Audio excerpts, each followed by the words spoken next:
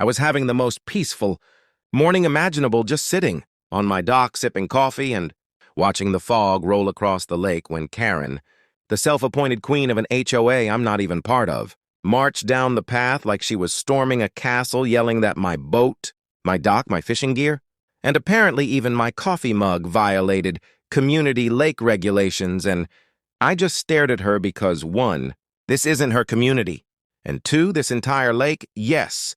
the whole thing is mine legally and fully, but of course, Karen didn't want facts, she wanted control. So she kept shouting that I needed to remove my unauthorized structure within 24 hours and threatened fines and board action, and all I could think was, lady, I'm not in your HOA, I'm not even within your jurisdiction, you're yelling at a man sitting on his own deeded Shoreline, but she doubled down screaming. She had full authority over shared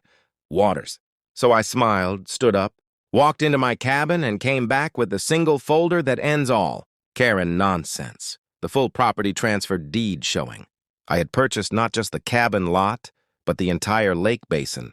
Every shoreline foot, every water right, every access point, and when I showed it to her, she went pale like the forest spirits had cursed her, but I wasn't done because I'd already invited 2 county officials over that morning to finalize the boundary update. And when they arrived and confirmed out loud that Karen had 0 rights, 0 authority, and was technically trespassing on my land, she tried to argue, but her voice cracked like old firewood. She sputtered about tradition and